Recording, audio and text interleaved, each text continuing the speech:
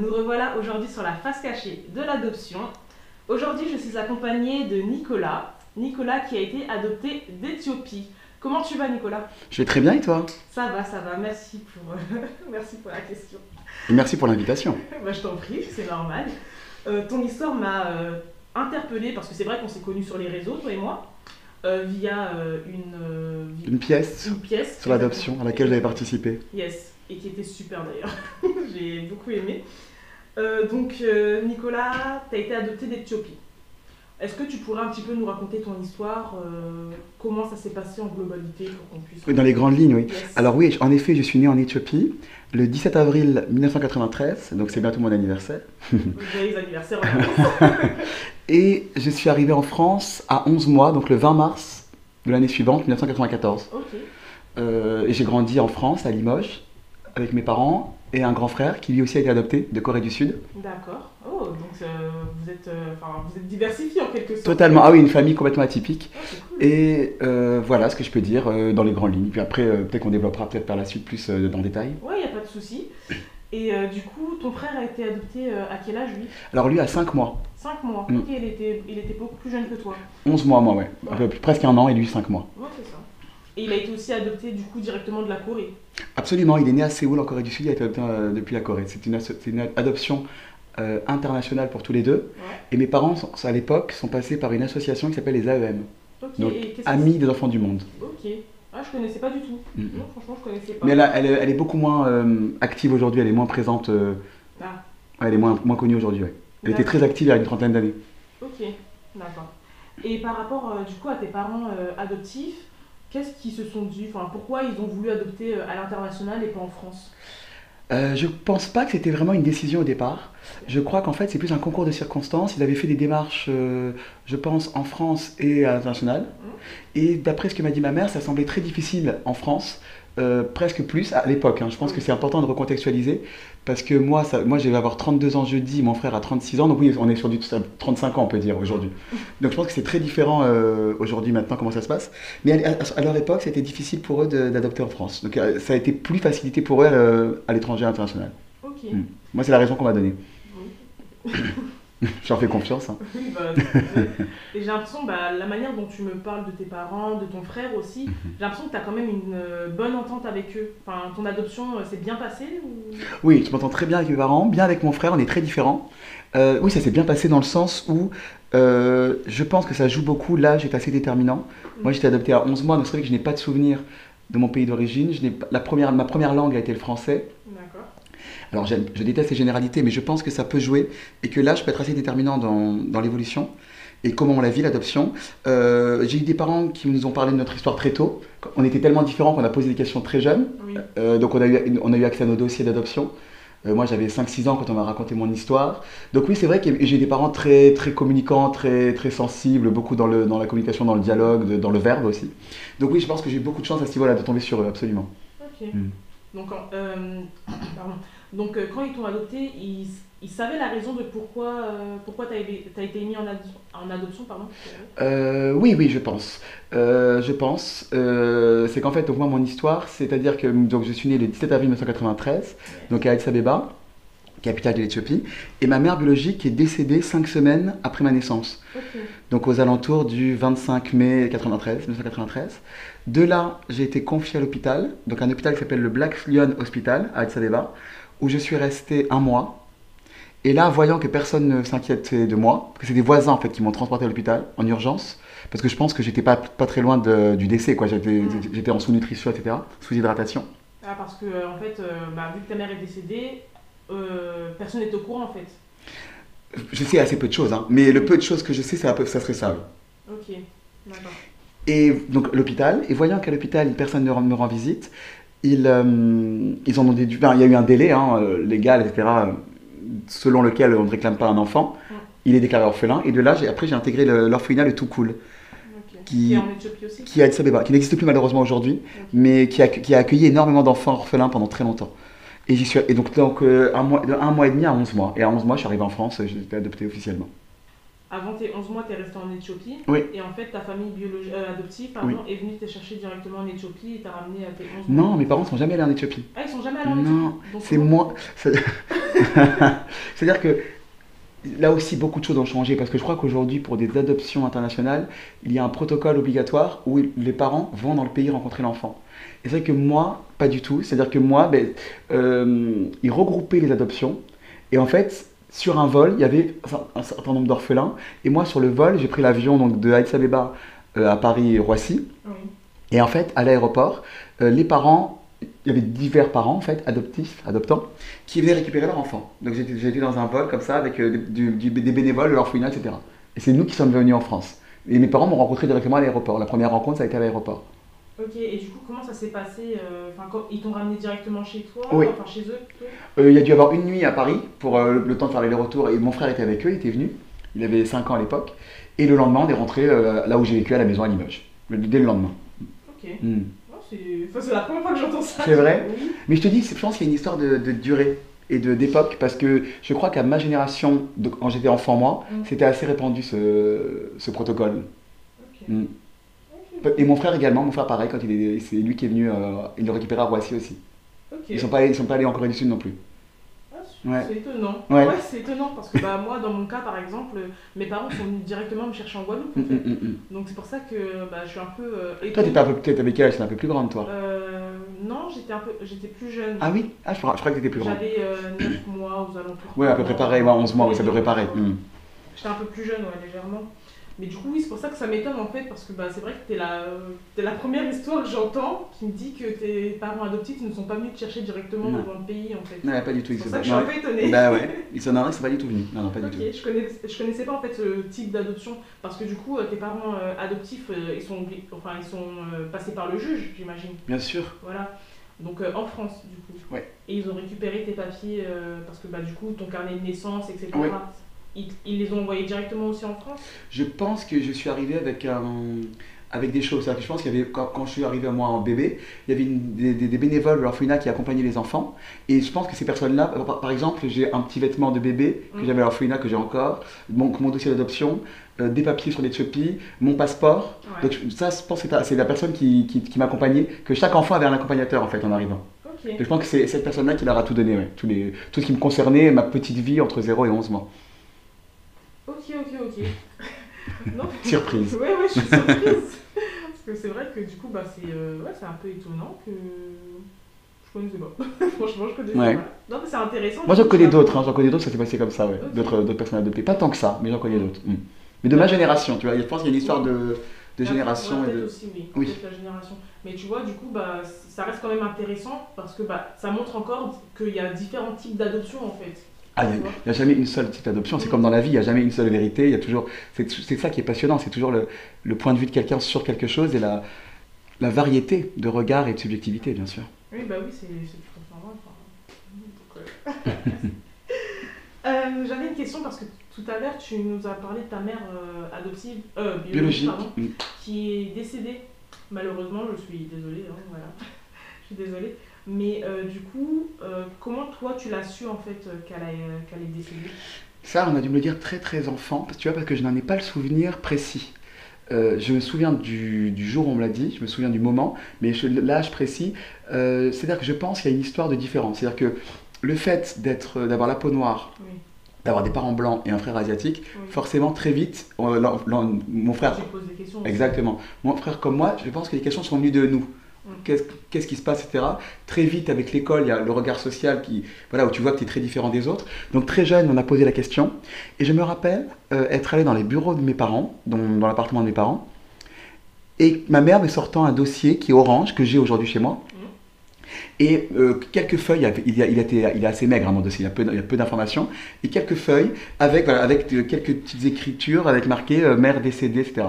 Donc ça, je pense que j'avais, je dirais, 6 ans, 5 ans et demi, 6 ans peut-être. Ok. Oui, t'étais vraiment jeune, non? Je pense que ça a été accéléré par la différence. Peut-être que Oui. on aurait eu, mon frère et moi, une différence physique moins marquée, peut-être qu'on aurait moins, ça serait mis plus tardivement.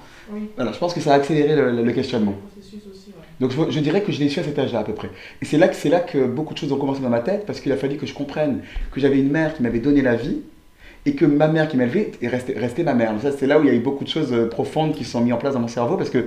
c'était pas forcément évident à comprendre. Donc il a fallu que moi-même je remette en question des choses et que je Oui, bah réfléchisse à oui. ce que c'était qu'être une mère, etc. Oui, tout à fait. Mais du coup, par rapport à cette découverte, est-ce que tu as ressenti des blessures ou pas? Pas vraiment. J'ai ressenti de la différence. C'est-à-dire que j'ai ressenti que ma vie ne ressemblait pas à celle des autres, que j'avais un cheminement, un parcours, un circuit qui était Mm. différent. Mais je peux pas dire que j'ai ressenti une blessure particulière, non. Oui, parce que oui, ta mère biologique Biologique, t'a ouais. pas abandonné, donc c'est Déjà, elle vrai ne m'a que. pas abandonné. Et aussi, ce qui est très important, je pense, par rapport à beaucoup d'histoires d'adoptés qui sont douloureuses, j'en ai pas le souvenir. Mm. Ça, c'est important. C'est que je n'ai pas de photos, je n'ai pas le souvenir de la voix, je n'ai pas le souvenir d'un contact. Donc, moi, je dis souvent, je ne l'ai pas perdu. Je ne l'ai jamais connu. C'est peut-être beaucoup plus tragique dans la vie de perdre Ouais. que de ne jamais connaître. Donc, moi, je ne l'ai pas connu.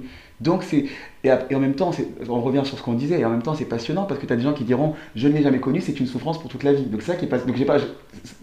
Voilà, c'est ça, Mm. j'ai pas raison non plus, c'est Oui, mon oui, avis. oui. Voilà. Oui, oui, non, mais je comprends tout à fait, hein.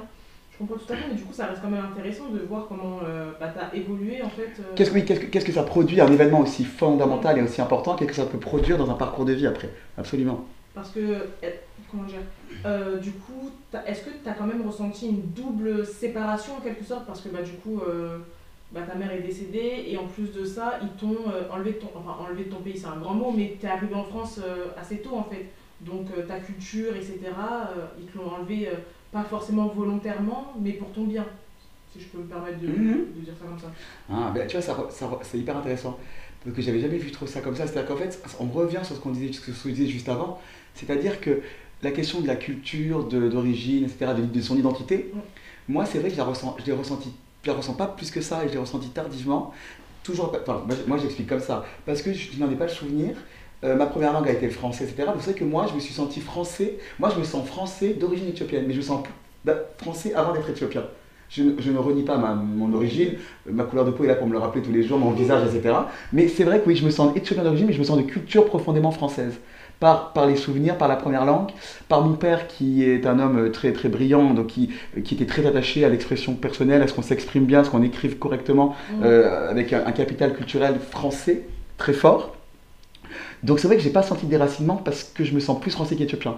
Mais il ne faut jamais dire jamais parce que tu vois, depuis 5 6 ans, je m'y intéresse beaucoup plus et je me sens davantage éthiopien. Donc c'est des choses comme ça qui peuvent bouger, qui ne sont pas immobiles. Ok, Hmm. ok. Je sais pas si j'ai répondu. Oui, oui, si. T'es déjà allé en Éthiopie? Non, Non, jamais? je vais y retourner bientôt, mais je ne suis jamais retourné. Non. Il y avait deux occasions où j'aurais dû y aller et c'est très très compliqué la politique là-bas, le gouvernement politique. Il y a des renversements permanents de guerre civile, etc. Et malheureusement, j'ai pas eu de chance. Les deux vols ont été annulés. À Ah, chaque fois, oui. dommage. Parce que c'était à une époque, il y avait de nombreuses émeutes en Érythrée, Hmm. et donc frontaliers. Donc beaucoup de vols avaient été annulés. Donc non, mais je vais y retourner bientôt. Là. C'est un projet. Ok, Mm. super. Et tu comptes y retourner avec ta famille adoptive du coup? Pas Ou forcément, seul? genre seul. Ouais, Une c'est première ça. fois seul, et pourquoi pas une seconde fois avec eux, mais en premier lieu seul, ouais, je pense. Ok. Mm. Est-ce que tu as déjà eu l'opportunité quand même de, vu que ton frère a été adopté lui aussi d'un continent complètement différent, Ouais. est-ce que tu as quand même eu déjà l'opportunité de parler d'adoption avec lui? Enfin, c'est pas un sujet fermé quoi. Pas vraiment. Alors lui, il est très pudique, hein, donc je parlerai pas trop de lui. Il a Ah apprécié, oui, non, mais il oui, n'y a pas de oui. souci. Parce que lui, c'est là que c'est passionnant. On en revient toujours à ça. Chacun a sa subjectivité, c'est-à-dire que lui ne ressent pas le besoin d'en parler comme moi j'ai eu le besoin d'en parler. Ok. Donc ça lui appartient. Hmm. Donc c'est pas qu'il est fermé contre moi, c'est que lui, Non, il a géré son adoption d'une autre manière. absolument, il a son mécanisme, son caractère, et ça je respecte parce que j'ai pas à empiéter sur Bien sûr. sa pudeur, sur son Hmm. ressenti. Donc c'est vrai que non, avec mes parents beaucoup, mais avec mon frère non, j'ai pas forcément eu l'occasion. Davantage, par contre avec mes parents beaucoup. Ok, donc, Même aujourd'hui j'en parle régulièrement encore, ouais, très régulièrement. ça Mm. c'est bien. Donc tes parents n'ont jamais été, de toute façon, bah, ils peuvent pas te le cacher que tu as été C'est ce adopté. que j'allais dire, la différence est Ouais. tellement forte que ouais, ça a accéléré beaucoup de Et choses. ils n'ont jamais été contre le fait que tu reprennes un lien avec tes origines, que tu parles d'adoption, etc. Non, c'est très fluide, on en parle très, très librement. Ok, c'est Mm. cool ça. Oui, il n'y a pas eu du tout d'affrontement, tu sais, Mm. comme des histoires où il y a des espèces de blocs qui s'affrontent, Oui. où ta famille biologique contre famille adoptive, ou acceptation d'un parent adoptif contre rejet d'un parent biologique, ou inversement. Non, Ouais. pas du tout. Moi, c'est vrai que j'en parle très librement, très facilement. Ok, c'est cool. Non, franchement, c'est super intéressant. Elle est super intéressante ton histoire parce que du coup, ça montre bien aussi que bah, tous les adoptés ne tombent pas sur des familles assez conflictuelles en quelque sorte, tu vois. Donc c'est Oui, cool ça. puis il y a plusieurs réalités. Il y a la famille conflictuelle, et il y a aussi le ressenti de la personne. Parce que curieusement, parfois, tu vois, il y a des circonstances où il n'y aurait pas forcément eu de drame au sens factuel, et pour autant, la personne peut avoir un mal-être profond en elle. Mm. Et ça, il faut aussi l'entendre et le recevoir. Et parfois, même sans être en conflit avec le parent adoptif, il peut y avoir un mal-être d'être adopté. Donc c'est vrai que il y a pas de règle en fait. Ouais. Mm. Parce que du coup, est-ce qu'il y a Oui, quand même un moment où tu as ressenti un peu ton. Comment dire comment dire cette absence, oui, voilà, c'est le mot que je cherchais. oui. Cette absence originelle bah, avec tes origines. Oui, alors absence, pas au sens de douleur, au sens de se poser des questions. Mm. Par exemple, savoir à qui je ressemble, euh, même des questions bêtes. Est-ce que mon père biologique était comme ci ou comme ça? Ça m'a traversé l'esprit. Beaucoup de questions, beaucoup de remises en question aussi. Parce que du coup, t'as pas de photos, enfin, t'as vraiment rien, quoi. Non, j'ai quelques lignes sur un dossier, quoi. Voilà. Et j'ai des photos de moi bébé, à l'orphelinat quand même. Quelques photos de moi en Éthiopie. Je vais en avoir 7 ou 8. Mais non, sinon c'est tout. Ok. Parce que du coup, tu sais pas si ton père adoptif est encore en vie, lui. Non, j'ai aucune. Adoptif. Non, t'inquiète pas, j'ai compris, biologique. Biologique. Non, j'ai aucune information. Non, t'as aucune. Non. Ok. Bon. Oui, du coup, pardon, je t'ai coupé dans Non, il la n'y a pas de réponse. souci. Beaucoup de remises en question. C'est vrai que moi, je pense que ce qui a caractérisé, c'est plus que j'ai dû réfléchir et remettre en question, par exemple, beaucoup d'enfants adoptés te diront que le fait de ne pas avoir de mère biologique, ça a été un drame, une douleur, une absence. Moi, curieusement, je ne l'ai pas vécu comme ça, je l'ai vécu comme une remise en question. C'est-à-dire que de me dire, comme ma mère, le souvenir que j'ai, je n'ai pas de souvenir d'elle, ma mère biologique, et Oui. que j'ai eu ma mère à 11 mois, moi, c'est plus passé par une remise en question de justement qu'est-ce que c'est qu'être une mère. Moi, je l'ai plus vécu comme une réflexion sur une société que comme un vécu intime douloureux. Donc, je me suis plus dit, ben, finalement, celle qui m'a donné la vie, je ne la considère pas comme ma mère, alors que ma mère, qui n'a jamais donné la vie, pour moi, est ma mère. Donc, ça a plus été une réflexion sur la maternité et la pluralité des maternités que de mon histoire à moi, toute seule, me dire, je n'ai pas de mère, j'en souffre. Tu vois ce que je veux dire? Oui, oui, C'est plus ça que ça a produit chez moi, plus des réflexions sur la société et sur des réalités de société. Ok. Non, franchement, c'est intéressant de se dire que, enfin, de comprendre les choses bah, sous ton angle, du Mhm. coup, et de se dire qu'en fait, la personne qui te met au monde n'est pas forcément Pour moi, ta toujours mère. pareil, c'est pour moi. Oui, non, Ça mais, n'engage que moi. non, mais je suis quand même d'accord avec toi, tu vois, parce que, bah, déjà, on relie adoption à abandon, alors que ce sont deux choses complètement C'est pas différentes. toujours corrélé. Voilà, c'est ça. Alors que peut-être 95% des adoptés n'ont pas forcément été mis en adoption volontairement, tu vois. Bien sûr. Et ça reste toujours intéressant de se dire que la mère qui accouche de nous, du coup, n'est pas forcément notre mère, notre vraie mère, si je peux dire ça comme ça. Bien Hein. sûr. Enfin, Oui. en fait, c'est Il y a vraiment la, un il y a- lien. il y a la génitrice ou la mère. Voilà, C'est-à-dire exactement. que on pourrait même dire il y a la mère et la maman. C'est-à-dire que Mm. la mère, elle donne la vie, mais le mot maman, la vraie maman, qui accompagne son enfant, qui l'aime, qui le supporte, finalement, elle nous porte autrement. Quand on dit porter un enfant, c'est intéressant. Oui. C'est-à-dire que la mère adoptive, elle porte ou elle attend autrement. Parce que, par exemple, une grossesse, c'est 9 mois. Quand on sait le délai des adoptions, du temps que ça prend, Mm. moi je dis c'est des années. Donc c'est comme une forme d'accouchement, c'est un autre accouchement. Elle nous porte autrement, en fait. Mais c'était pas moins fort. C'est parce qu'elle n'a pas donné la vie que c'est moins fort, en fait. Oui, bah oui, et puis en plus, tu recrées un lien avec elle. Et, enfin... Et la relation peut exister, malheureusement, elle peut être douloureuse aussi, mais moi je vois de tous mes amis, je suis peut-être celui qui est le plus proche de ma mère, de tous les gens que je connais, tu vois. Ah bon? Ah oui, vraiment. Parce que t'as beaucoup d'amis adoptés, du coup? Pas tant que ça. Adopter, j'en connais, je dirais, alors amis, c'est pas forcément des amis, des connaissances, mais j'en connais, je connais une dizaine de personnes adoptées. Mais ce que je veux dire, justement, ce que je veux dire, si tu veux, c'est même pas forcément adopté. C'est-à-dire que même des gens qui n'ont pas été adoptés et qui vivent avec leurs parents, mais parfois, moi j'ai des rapports encore plus proches avec ma mère que eux avec leur mère, ça que je voulais dire, par rapport au fait de Ah oui. Tu comprends? Ok, Le contraste et j'ai compris, ouais. l'effet miroir. Ok, non, ça reste. Bah, du coup, tu vois, tu montres encore bien que même adopté ou pas adopté, en fait, enfin, Ça va au-delà, en fait. voilà, c'est ça. L'adoption, c'est vraiment un mot qu'on met pour dire bah, que nos parents nous ont mis en adoption pour tel et Oui, tel ça décrit une situation. Voilà. Mais après, ça décrit pas notre avenir en quelque sorte avec nos parents adoptifs, du coup, en fait. Oui, oui, C'est vraiment juste un mot qu'on a mis au milieu de nous, en fait. absolument, ça ne détermine pas parce qu'on s'en rend compte dans des cas de figure très précis. Par exemple, moi je vois ce qui me frappe beaucoup, c'est dans des fratries adoptées, par exemple. Mm. Des gens qui ont été adoptés par les mêmes parents. Et ce qui est assez saisissant, c'est de se rendre compte comment chaque enfant peut le vivre différemment. Alors que justement, ils ont été adoptés par les mêmes parents, ils ont grandi dans le même environnement.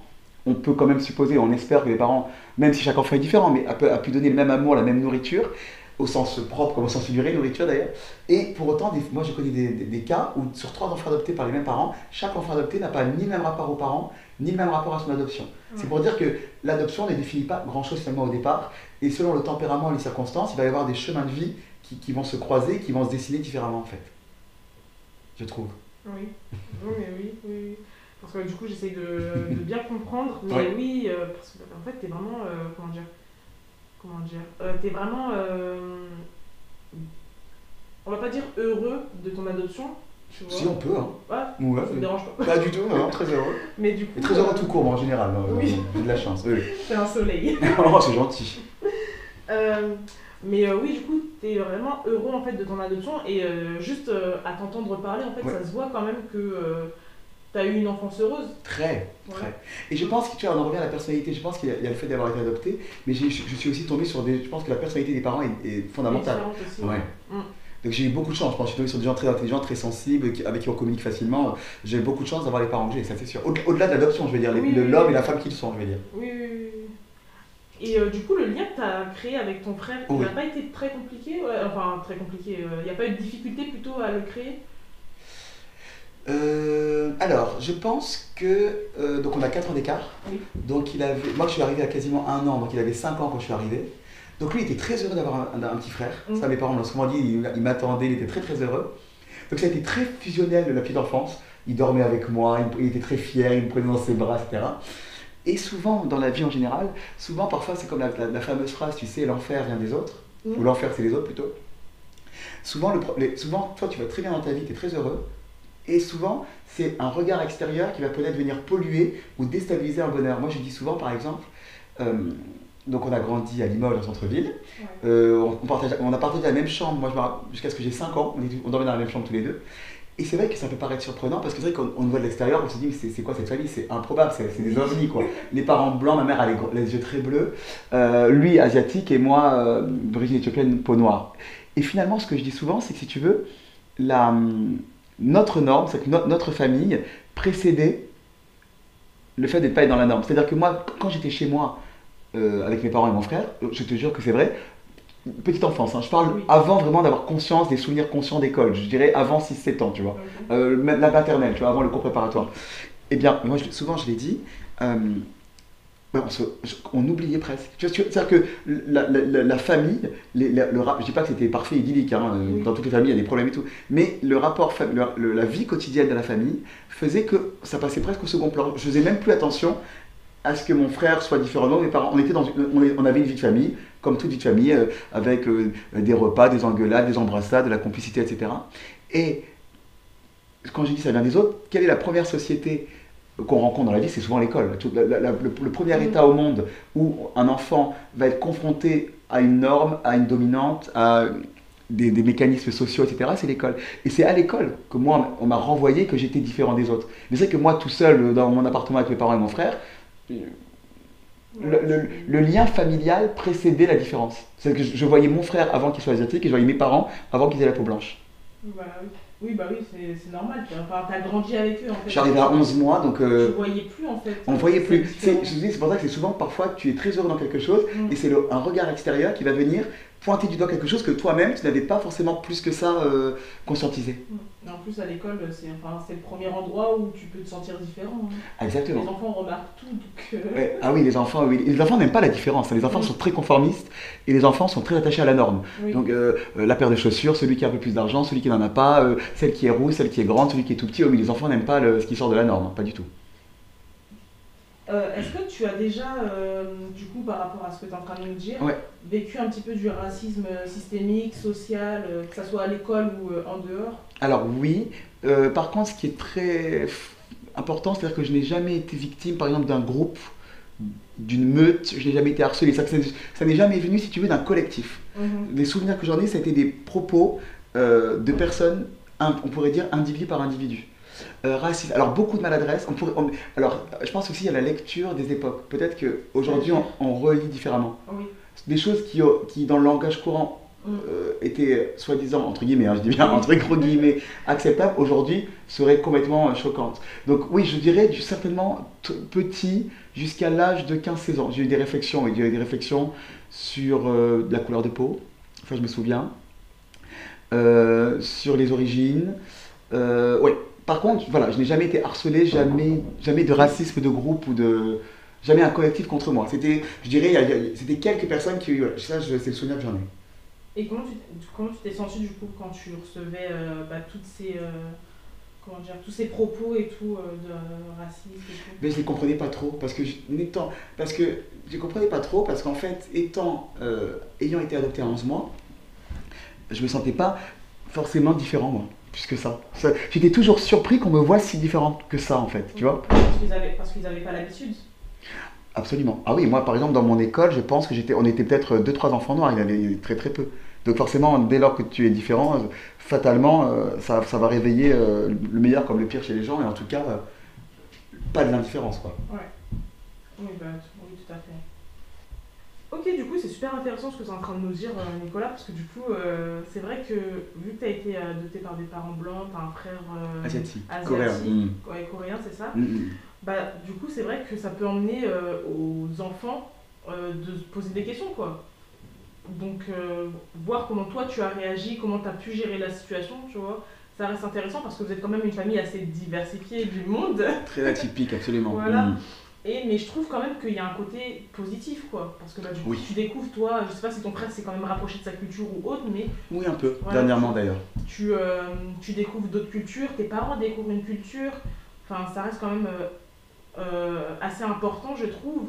Après, je sais pas si par exemple tes parents t'ont quand même permis de découvrir un petit peu l'Éthiopie. Oui, enfin. Pas forcément t'y emmener. Voilà. Voilà, tu vois. Alors, mesure à eux, par exemple, ils m'ont offert beaucoup de livres, on en a toujours beaucoup parlé. Mon père m'a beaucoup parlé de Haïlé Sélassié, qui était le dernier empereur d'Éthiopie. On a beaucoup parlé de la communauté juive éthiopienne. Oui, on en parle souvent de l'Éthiopie. Dès qu'il y a quelque chose sur l'Éthiopie, ils vont me l'envoyer. Ah oui, oui. Ils ont toujours. On a toujours parlé librement en tout cas. Ça n'a jamais été un sujet délicat. Ils t'ont jamais éloigné en fait de ta culture, quoi. Non, pas du tout. Ça, c'est bien. Ah non, vraiment pas. Non, pas du tout. Et par rapport à ce que tu étais en train de nous dire juste à l'instant avec les enfants, Oui. avec les enfants qui étaient un peu, enfin qui te sortaient plutôt des propos racistes. Après, il n'y a pas eu tant que ça. Il y en a quelques-uns, mais tu vois. Voilà. Mais je pense que pour un enfant, je sais pas, t'avais quel âge tu m'as dit ça? Je dirais, oui, ça commence entre 6 ans et 12-13 ans, je dirais, voilà, tu vois. Est-ce que tu as quand même ressenti une sorte du blessure du rejet? Quand je dis blessure du rejet, c'est-à-dire te dire oui, je suis différent, qu'est-ce que je fais là par exemple, tu vois? Genre ce genre de blessure-là. Pas, je dis que c'était plus de l'incompréhension que de la blessure du rejet. Je me suis senti différent, mais je me suis jamais dit qu'est-ce que je fais là. Moi j'étais. Enfin, tu vois, je me suis. Ouais, t'étais heureux quoi. Ouais. Tu te dis j'ai ma famille ici, point barre quoi. Ouais, et puis au-delà de la famille, même moi tout seul, tu vois, j'étais bien. Ça faisait jamais plaisir, bien sûr. Hein, oui, bah oui. Mais je dirais que c'était sur le moment, mais ça n'a pas remis en cause quelque chose. Tu vois ce que je veux dire? Ça n'a pas déstabilisé au point de remettre en question l'identité ou que ça soit douloureux. Oui. Non, franchement, c'est cool. Je parle comme ça, mais non, c'est vraiment intéressant parce que tu es vraiment, comme je te le disais tout à l'heure, l'une des premières personnes que j'interviewe. Et qui a une vie quand même atypique. Une histoire si positive, je veux dire. Positive, ouais. Aussi, tu vois. Donc ça reste quand même intéressant et c'est vraiment aussi pour montrer à mes auditeurs, que la face cachée de l'adoption, c'est vraiment pour montrer toutes sortes de personnes. Tous les vécus possibles et tous les ressentis. L'adoption, c'est pas qu'une seule histoire en fait. Absolument. Et moi d'ailleurs, ça fait toujours beaucoup de peine, justement, quand je vois la chance que j'ai et comment je suis bien moi, ça fait toujours beaucoup de peine d'entendre très souvent, malheureusement, des récits douloureux, que on ne peut pas nier non plus, bien sûr. Et quand tu entends ces récits douloureux, est-ce que toi, tu as du regret ou quand je dis du regret, c'est-à-dire on t'explique une histoire douloureuse sur leur adoption et en fait tu te dis ah mais moi j'ai vécu ça, t'en parles pas en fait. Tu te dis peut-être que j'ai pas le droit d'en parler quoi. Je sais pas si voilà, dans ce sens-là, j'ai eu du mal à m'exprimer. Non, il n'y a pas de souci. Je vais pas m'étaler, ça fait je peux en parler, mais c'est vrai que peut-être par pudeur, je vais pas en rajouter, je vais pas dire ah bah oui mes parents sont merveilleux, je suis très très heureux. Si je vois qu'il y a vraiment quelque chose de très douloureux, je vais écouter, mais je vais pas en rajouter on va dire. Mais je peux, voilà, je vais pas en rajouter. Ok. Parce que c'est vrai que du coup, voilà, c'est le mot que je cherchais tout à l'heure, on peut se sentir mal à l'aise en fait. Par le décalage de vécu, etc. Oui bien sûr. Je vais pas me censurer, mais je vais pas en rajouter. C'est dose homéopathique, je pense, la bonne solution. Et est-ce que tu penses que ton histoire aurait pu quand même être différente si, enfin je pense, mais si ta mère biologique ne serait pas décédée? Totalement, parce que je pense que je serais resté avec elle. Donc ma vie aurait été tout autre. Je pense que je serais, même dans des conditions difficiles, ou très pauvre, etc., je pense que je serais resté avec elle en Éthiopie et je n'aurais jamais connu la France, j'aurais jamais appris le français, j'aurais jamais rencontré mes parents. Mm. Oui, je pense que mon destin aurait été tout autre, ça c'est sûr. Et ça t'est déjà arrivé d'imaginer un petit peu ta vie avec elle? Ou pas du tout? Oui, mais pas souvent, enfin, un peu brièvement. Mais oui, ça m'est déjà arrivé d'y penser, de me dire, ben, c'est fou comme c'est un parcours de vie atypique, différent, et comme la vie peut être surprenante, et comme ma vie aurait pu être tellement différente sur un autre. J'aurais été quelqu'un d'autre, j'aurais pas été la personne que je suis aujourd'hui. Oui. J'aurais pas été la même personne, ça c'est sûr. Ça- Parce que la culture, la langue, entre quelqu'un qui grandit en France, quelqu'un qui grandit en Éthiopie, en plus l'Éthiopie, l'Afrique de l'Est n'a pas forcément de lien Mm. ni politique, ni autre, ni culturel avec l'Occident de manière générale. Donc oui, c'est un pays très à part, donc oui, j'aurais été une autre personne, certainement. Ouais. Mhm. Parce que du coup, enfin, je vais pas penser à ta place quand même, Mhm. hein, mais ça t'arrive quand même de penser à elle parfois? Oui, bien sûr, bien sûr, bien sûr. Mais pas, si tu veux, c'est pas avec de la douleur, c'est plus avec de la Oui. tendresse ou avec oui, de la tendresse, de la reconnaissance, mais pas de la douleur. Ok. Mm. Bah oui. Mais bien sûr, j'y pense, bien sûr. Mm. Oui, oui, souvent. En fait, ce que je voulais savoir, je voulais savoir si tu l'avais pas oublié en fait. Pas du tout. Ah non, non, mais même dans la vie en général, j'en parle souvent, mon histoire, de tout ça, ouais, c'est important Bah, c'est pour ton moi. identité aussi, hein. Ça reste quand même ton identité. Ça, en fait, c'est mon histoire, absolument. Mm. Mm. Et puis, je pense que bah, la personne que tu es actuellement, c'est grâce du coup à ta famille adoptive. Et en plus de ça, grâce en quelque sorte à ta famille, à ta mère biologique aussi. Parce que, bah, ok, elle est décédée, mais je pense que tu as réussi quand même à en faire une force et pas forcément à t'abattre en fait sur ce qui s'est passé, quoi. Parce que certaines personnes auraient pu mal le vivre aussi. Bien sûr, c'est là qu'on voit la différence, et le caractère multifactoriel. C'est-à-dire que finalement, l'identité d'un être humain, elle va se nourrir de tellement d'éléments différents. Et c'est comme des combinaisons, ça ne donne jamais la même chose. Parce que tu peux prendre une mère décédée comme moi, biologique, tu auras celui qui cherchera à tout prix son identité, il y aura celui qui aura un mal-être toute sa vie parce qu'il aura un manque Oui. par cette absence. Mm. Tu as des cas comme moi qui ont beaucoup réfléchi à la question, qui ont remis en question beaucoup de choses et qui les vivent bien. Donc c'est vrai que oui. Moi, on va dire, j'ai la chance que ça n'ait pas produit chez moi quelque chose de très douloureux, c'est vrai, Ouais. par rapport à cet événement-là. Mais il y a eu aucun moment où tu t'es senti, on va pas dire délaissé, mais un peu seul, enfin, par rapport à ton histoire? Si, oui, si, si. Encore aujourd'hui, hein, ça m'arrive. Parce que comme c'est une histoire très atypique, on peut se dire que personne ne va comprendre, ou Mm. que on se retrouve avec des cartes en main qui sont complètement inédites.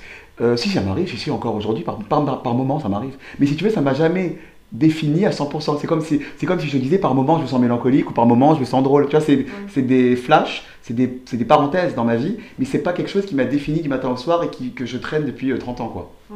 Et même pendant ton adolescence, tu Mhm. vois, je sais pas si t'as fait une crise d'adolescence Pas comme plus la que ça. plupart, C'est maintenant ma crise, hein, je rigole, je sais pas. mais même pendant ton adolescence, tu t'es pas plus posé de questions que ça par rapport à ta mère biologique. Enfin, peut-être essayer de, bon, pas reprendre contact du coup, Mhm. mais te rapprocher d'elle en quelque sorte, quoi. C'est Avec le pas, peu d'informations que tu avais quand même. c'est pas venu à l'adolescence, ça viendrait plus depuis ces dernières années.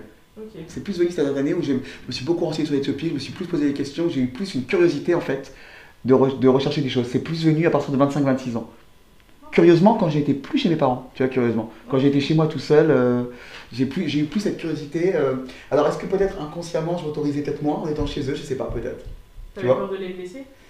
Peut-être. Ou ouais, je m'autorisais peut-être pas à le faire. Et du jour où j'étais tout seul chez moi dans un studio, j'ai peut-être plus fait des choses tout seul. Mais parce que, bah, comme tu le disais tout à l'heure, tes parents ont toujours été comme derrière toi par Mm. rapport à ton adoption, ils t'ont Ouais. jamais caché grand-chose, enfin, Non. voilà.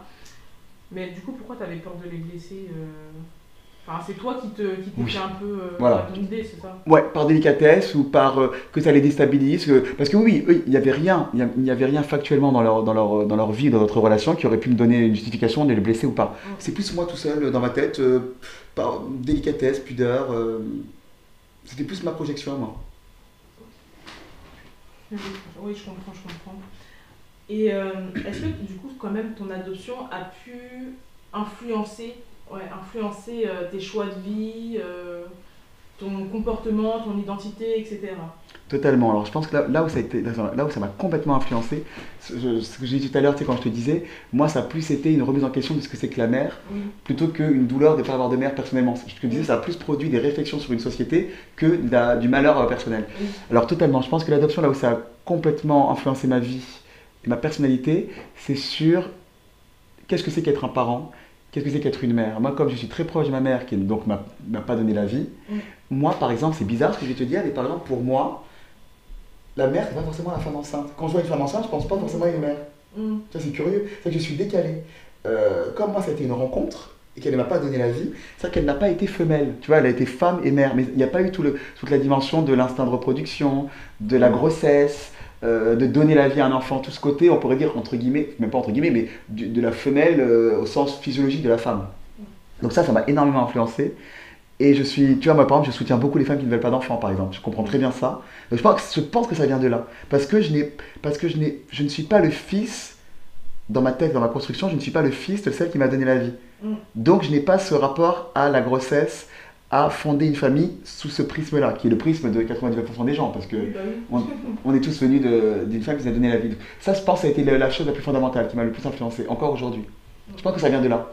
Et tu vois, quand je défends par exemple une femme qui ne veut pas d'enfant, ou une femme qui élève un enfant à qui elle n'a pas donné la vie, je pense que c'est une forme de déclaration d'amour à ma mère. De dire, tu vois, toi qui ne m'as pas donné la vie, mais je te comprends, parce qu'il y a beaucoup de jugement et de hiérarchie, tu sais, comme s'il y avait la femme accomplie, Oui. la femme qui n'a pas donné la vie, la femme qui est mariée, pas mariée, etc. Et c'est comme dire à ma mère, tu as eu une maternité différente, mais je te la rends au centuple, et je soulignerai toujours, je rendrai toujours grâce à cette maternité-là, qui n'est pas la maternité biologique. Bah, surtout que dans cette société, il y a quand même beaucoup de jugements Énormément, et, d'injonctions, beaucoup. voilà, et de préjugés aussi. C'est-à-dire que quand on voit une mère qui est enceinte, Oui. on va tout de suite se dire ah, elle va être maman, alors que être maman, c'est pas parce que tu portes la vie que ça veut dire que tu es maman. Absolument. Et inversement. Voilà. Et inversement, absolument. C'est pas automatique du tout. Voilà, exactement. Et puis, enfin, je pars toujours du principe, bon là on parle des mamans, mais Oui. c'est même pour les pères Père, aussi. ouais. Être parent, il n'y a pas de mode d'emploi. Non. Donc, même si la mère accouche, enfin, à aucun moment ça veut dire qu'elle sera une bonne mère, si Entre- je peux se permettre. Absolument. Voilà. Ça ne valide rien en fait. Voilà, exactement. Et inversement. Et une femme qui ne peut pas avoir d'enfant peut être une mère au sens maternant du terme magnifique. C'est là qu'on voit comment la biologie est tyrannique et injuste. Mm. Parce qu'il y a des gens qui ont fait du mal à des enfants et qui en ont peut-être eu 4 ou 5, et des femmes qui seraient merveilleuses, qui auraient des richesses magnifiques à apporter à un enfant, qui peut-être ne pourront jamais en avoir. Ouais, bah, C'est là où on voit la tyrannie et le caractère très injuste de la biologie, absolument. Exactement, exactement. Et j'avais une question Oui. par rapport à l'adoption en général. Ouais. J'aime bien poser cette question pour avoir un peu différents points de vue quand Mhm. même. Ça, je trouve qu'elle est quand même assez pertinente et ça reste toujours intéressant pour nos auditeurs d'entendre différents témoignages. Est-ce que tu penses que l'adoption devrait être fermée, que ça soit à l'international ou national? Ah, immense question. Je réfléchis quelques instants. Oui, Euh, Moi, je dirais que non. Parce qu'en fait, l'argument. Je comprends l'argument. C'est que l'argument de dire ça devrait être fermé parce qu'il y a il y a eu trop d'histoires douloureuses, Mm. où il y a eu malheureusement beaucoup d'histoires de trafic d'enfants, ça j'en ai entendu parler bien sûr, et c'est absolument dramatique. Mais je trouve que ça reviendrait à dire, c'est comme si on disait par exemple, une femme ne devrait plus avoir d'enfant parce qu'une mère a tapé son enfant. C'est-à-dire que je pense que malheureusement dans la vie, tout existe, le meilleur comme le pire. Donc je pense que malheureusement ça a généré des histoires très douloureuses, des déracinements, des gens avec des histoires très très très douloureuses. Mais comme mon cas, moi, et j'en connais quand même d'autres heureusement, ça peut aussi produire de la joie. Donc je pense que le problème de fond, il va au-delà de l'adoption comme précepte en général, mais c'est ça qui est très compliqué et tellement difficile à mener, c'est qu'il est à l'intérieur du vécu de chacun, de sa personnalité et du foyer de chacun. Ouais. Et c'est ça qui est extrêmement difficile à combattre, parce que comment, au cas par cas, corriger ça, c'est très difficile. Mais je pense pas que ce soit, je pense pas que pour que le problème est plus subtil et plus personnel que le principe même de l'adoption en général. Ouais, bah, j'ai fait exprès. J'ai quand même voulu te poser la question Ouais. parce que du coup, je voulais quand même avoir ton point de vue, tu vois, qui peut être assez différent de certains points de vue que j'ai pu avoir. Et bah, moi, personnellement, sur l'adoption, est-ce qu'elle devrait être fermée ou pas? Ouais. J'ai pas vraiment d'avis Mhm. sur ça en fait, parce que bah, déjà, je me suis pas vraiment renseignée sur l'adoption internationale par exemple. Ouais. Tu vois, parce que moi je suis née à l'adoption nationale, enfin En je fais partie de France. l'adoption nationale, voilà exactement. Mhm. Donc c'est vrai que l'adoption internationale, je le maîtrise pas encore suffisamment en fait Mhm. pour moi me permettre de donner un point de vue. Donc c'est vrai que vous qui êtes né pardon, dans d'autres pays, Étrangers. dans d'autres pays étrangers, continents, etc. Je voulais quand même avoir ton point de vue parce que bah, moi dans mon cas, j'ai pas trop à le donner en quelque sorte. Parce que c'est vrai que quand je dis que je suis née en Guadeloupe, on me dit bah t'es française quoi. Alors que certes je suis née en Guadeloupe, je fais partie de la France, mais la Guadeloupe est un peu... Oui, il y a toute une histoire différente, bien sûr. Voilà, Et, c'est et tu ça. vois, et ce qui est marrant, c'est que moi qui suis né en Éthiopie avec la peau noire, je me sens extrêmement français. Mm. Tu vois, moi, je me sens pas française. Tu vois, on en revient à ça, comme quoi il y a c'est-à-dire qu'il y a la situation dans laquelle on est, et il y a le regard qu'on porte sur les choses. C'est-à-dire que Exactement. la réalité ne définit pas ce qu'on est fondamentalement. Parce qu'une même réalité sera vue sous des prismes différents selon l'individu. Donc, Bah, en tout cas, ça m'a quand même fait plaisir que tu répondes à ma question et tout, parce que bah, du coup, enfin, je trouve que c'est quand même un sujet assez tabou en quelque sorte. oui, très, très clivant et Voilà. très brûlant même. Ouais, c'est ça, Mhm. exactement.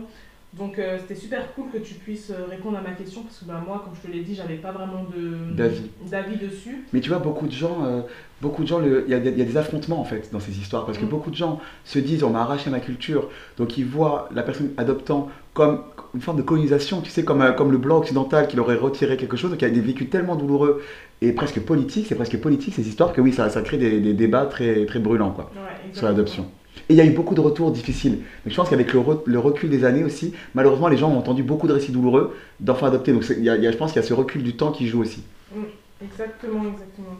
Voilà, bah, en tout cas, Nicolas, ça m'a quand même fait plaisir de t'accueillir sur ma chaîne. Merci à toi infiniment, merci beaucoup. Voilà, est-ce que tu veux peut-être dire un dernier mot pour les personnes adoptées? Je sais pas, si imaginons ils recherchent leurs parents biologiques ou autres, je sais pas si t'as une petite idée, t'es pas obligé, hein. Moi, je réfléchis, qu'est-ce que je peux dire aux personnes adoptées ou aux gens en général?